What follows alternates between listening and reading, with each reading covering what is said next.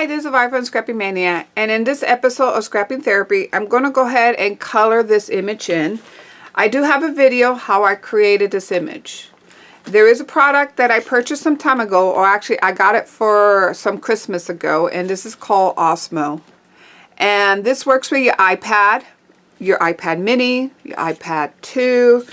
It doesn't say iPad Pro, so I don't know if it works with iPad Pro, but it's compatible for iPad Air 2, Mini, 3rd and 4th generation, and iPad 2.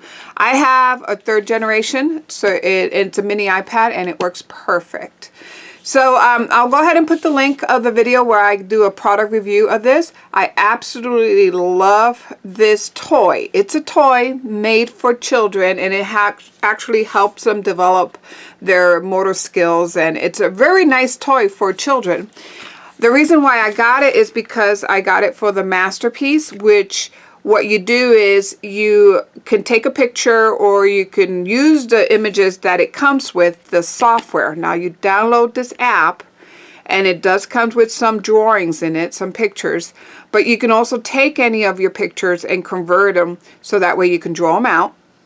So you use this and it looks like this. That little reflector, it's like a mirror, will reflect what the paper that you have down here, like this paper, pretend this is paper, it will reflect that paper and it will reflect the image to the paper, and then you can trace it out. So I do have a video how I use this, and I'll put the link for that so you can see how this tool will be very useful for any art journal that you like to use, or any drawings or any paintings that you like to do, that you don't have to use carbon to trace anything, because this thing will project it onto your paper. And that's how I composed this. Now I did use some chalk because I wanted you to see it while I was doing the video, and I sealed it. So once I put the chalk down, I went ahead and put some fixative, and I sealed it. And then after I did that, I went ahead and put a coat of gesso, because if you leave it with the fixative, unless you're using acrylic paint, it's not going to let your watercolor sink in. So you have to follow it with some type of gesso, clear gesso or something, so that way you can color this in. Now I'm using these pods that you see here. I bought this some time ago. I think these are called Twinkle H2O, and they basically has some mica properties in it. And I'm going to show you, I'm going to go over the colors that I'm using, because it's a set that I bought some time ago. I haven't used it, so this is another what's in my stash kind of video, because this stuff is old and I hardly ever use it. So we're going to use it today. So this color is Black Cherry. This is Blue Sarcon. This is Cedarwood, Autumn Buttercup, Pearl Red. This one is Plum Crazy. This one is Mustard Green. This one is Perissimum. And this one is Rose Gold. This one is Poppy Red, Sweet Alfalfa, and Mango Mambo. So I got all those colors. I have my papers, my sheet, so I can dab off the watercolors and put it on my page. I got a palette, clear palette. I'm using some regular just brushes that I got at Hobby Lobby. This is a Princeton Neptune number 8 round. This is a number 2 liner plus from Creative Mark, and I got that at Jerry Artorama. Very economical. And this is a number 10 Laurel and Cornell soft brush. I think it's a round as well. So I went ahead and got them all wet. So the first thing I'm going to use is this Rose Gold. And I'm just going to put it on as a base.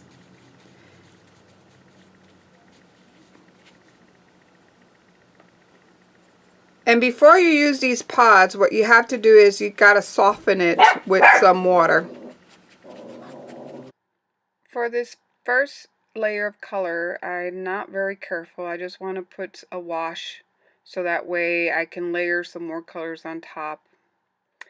And then I want my flower to stand out, so I went ahead and colored the background a little darker.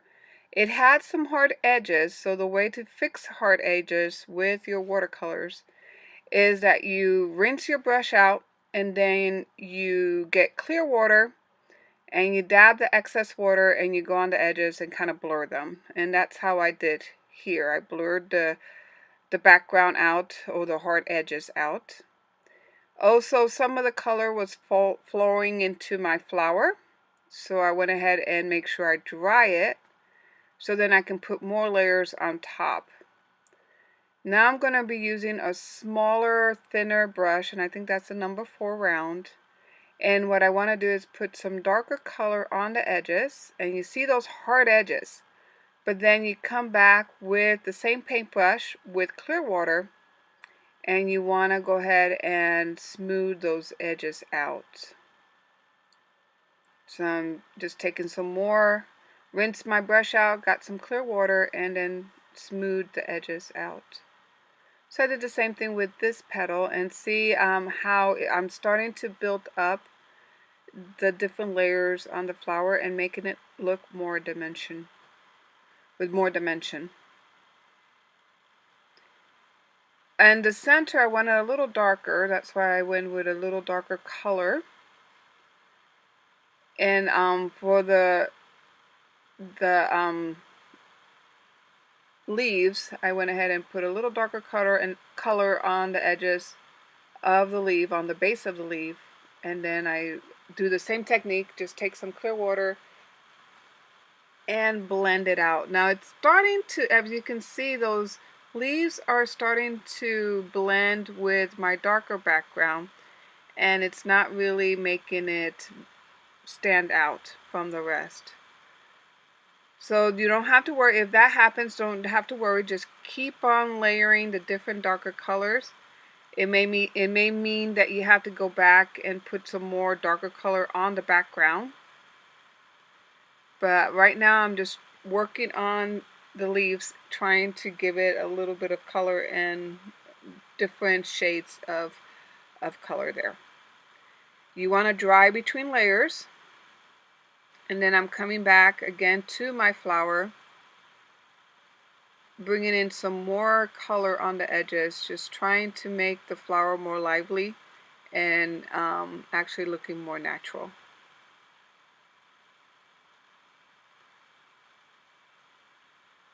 And then I'm just drying again in between layers. You gotta keep drying so that way your colors do not blend together.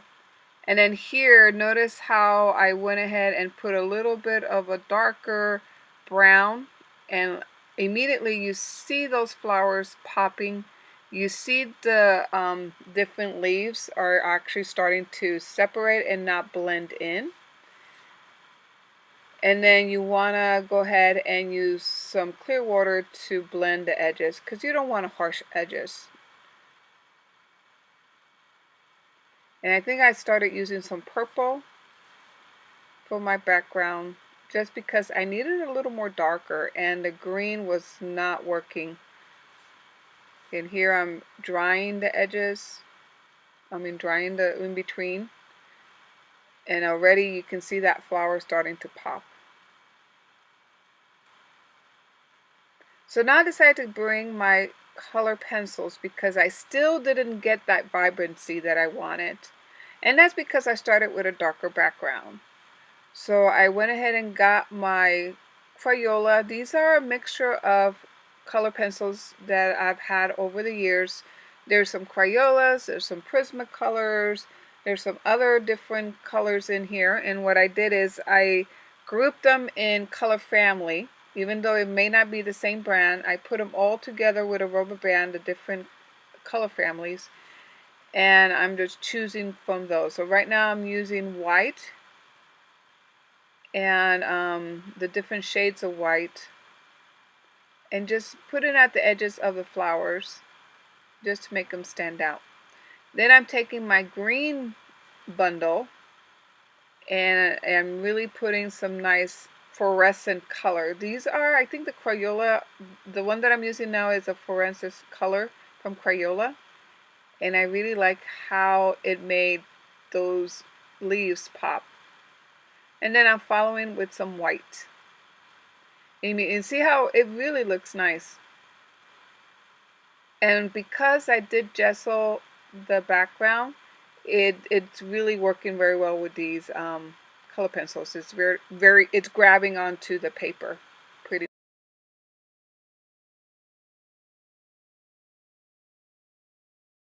I found this stamp that says "Live Creatively," and I love that saying. I think I'm going to put it up here. So I'll need some archival ink.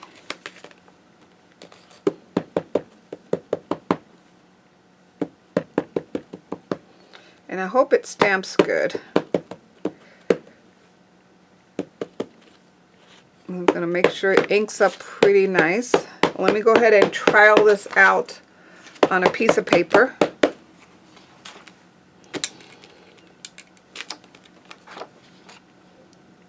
Not bad. I think that will look good. So let's redo this again. Sometimes it's better to put your, especially if it's a big block, put it upside down and then ink it up, because you can see when it reflects off the light, you can see if it's completely inked or not. So I think I like that. Then give it some time, put some even pressure and give it time to really soak in. Now I do have gesso. You can hear that gesso, so hopefully it will sink into the gesso. And not really. So maybe I may be able to fix that with, and I may mess it up.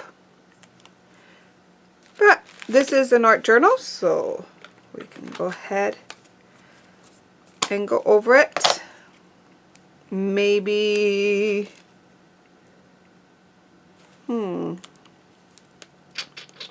I gotta think about it. Let me see how I can fix this. So I'm gonna fix that. Maybe I'll use, this is cedar wood.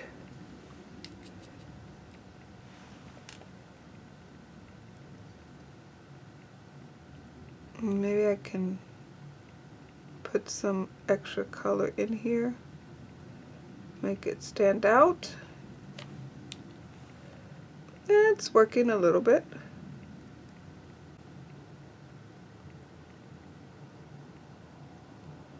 Yeah, I can see it. It's working.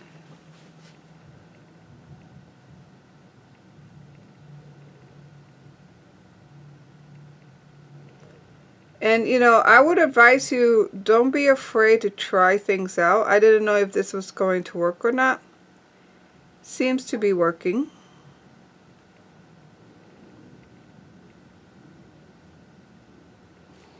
Now what I'm going to do, let's dry this out. Then I'm coming back with my color pencils to really color in the word creative. And it wasn't really working very well, so I end up having to use some acrylic white opaque paint and using my thin brush to write in creatively.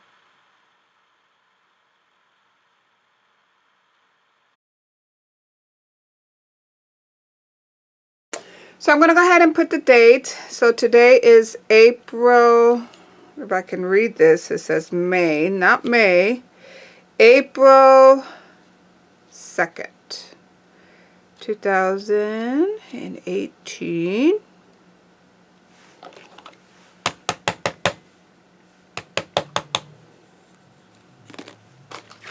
Let me test it out.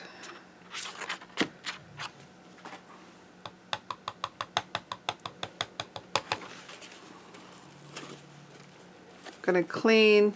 I don't want that to transfer over. And just wiggle it a little bit, not too much. And they're April 2nd, 2018. Maybe I'll put it down here as well. Put it 3 times, 2018.